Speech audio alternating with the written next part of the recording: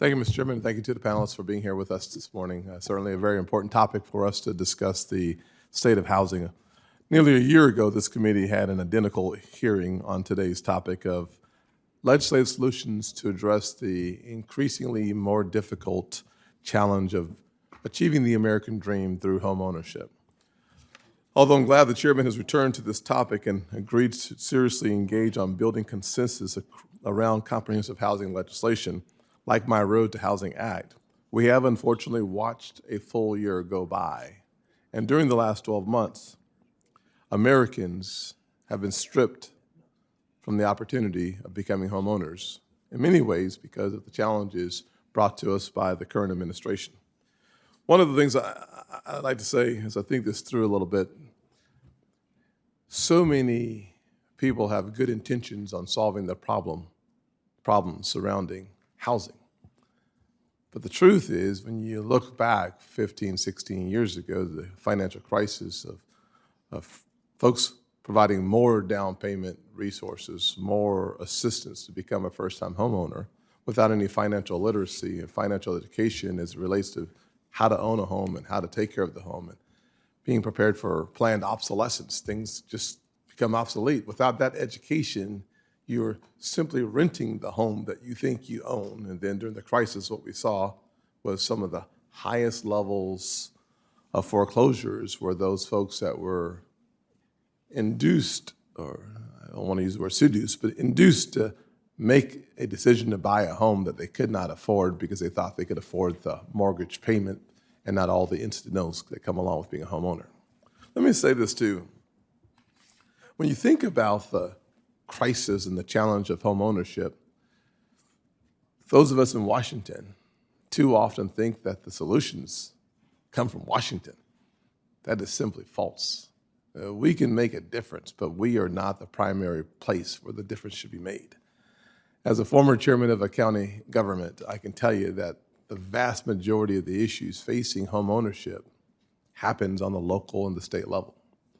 Frankly, when you have communities that refuse to allow for an increase of homes to be built in their communities, then 10 years later, you complain about the price of the homes in that community. You can just look back and follow the breadcrumbs back and see that when you don't use the opportunity to fill in donut holes, when you don't use the opportunity to have high density areas for homeowners, you will not have more homes on the market. That is basic math. You think about the states and the roles that they play. This is not simply a federal issue. This is primarily a local issue and then a state issue, and in a very small part, we can play on the federal level. One of the things that we've seen in the past that has been very effective was the creation of opportunity zones in 2017 through the TCJA. As I think about whether you're a Republican or Democrat, the one thing that's been celebrated across the country by blue mayors and red governors, so to speak, is the advent of opportunity zones. Think about my good friend who's a Democrat in Rock Hill, South Carolina, Senator Mayor John Geddes, who said that for the first time in more than 3 decades, the opportunity to build homes because of opportunity zones that lowers the price for contractors to build is there. Think about Charleston and Greenville, South Carolina, where you're seeing multi-million-dollar new investments, building homes and apartments and townhouses and condos because of opportunity zones. So there are things that we can do, but typically what government can do best from Washington is just to get out of the way and let the free market actually work. And that's why my release of my Road to Housing Act is such an important part of that consideration, because what we focus on is financial literacy and financial education. We focus on reducing the red tape. I talk to mortgage companies across the country, and one of the things that they say, left and right, is that the cost of closing more than doubled in the last 10 years, much of it due to the regulatory red tape that comes with closing it.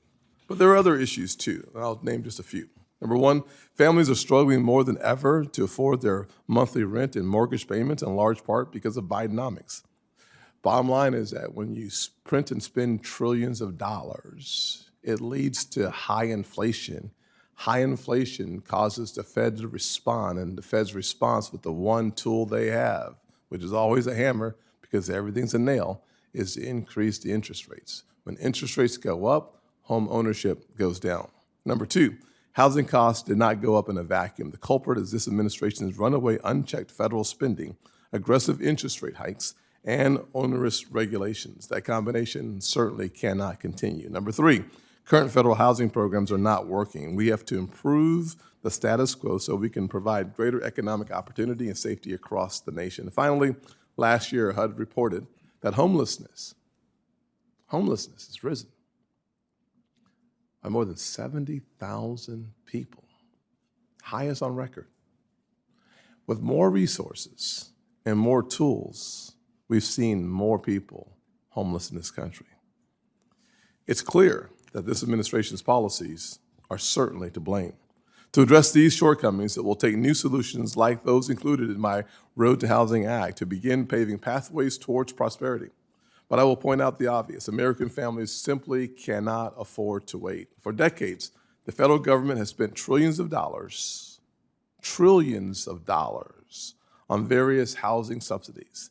Despite this, folks who grew up where I grew up, folks who are growing up today where I grew up 50 years ago, simply cannot afford a home better today than they did 50 years ago. Since 1973, the basic percentage of African Americans owning a home hasn't changed very much. The number is 44%. That has not changed a single point, not a single point in the last few years.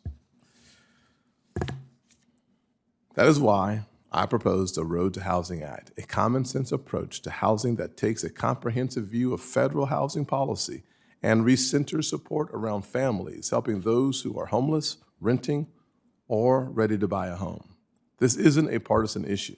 It isn't partisan to want to reduce the red tape for home buyers. It's not partisan to encourage innovation and competition in federal programs to better support families living in manufactured housing or families who rely on HUD's assistance. It's not partisan to preserve affordable housing units and encourage private capital to play a role. It's certainly not partisan to require greater accountability for our current federal housing programs.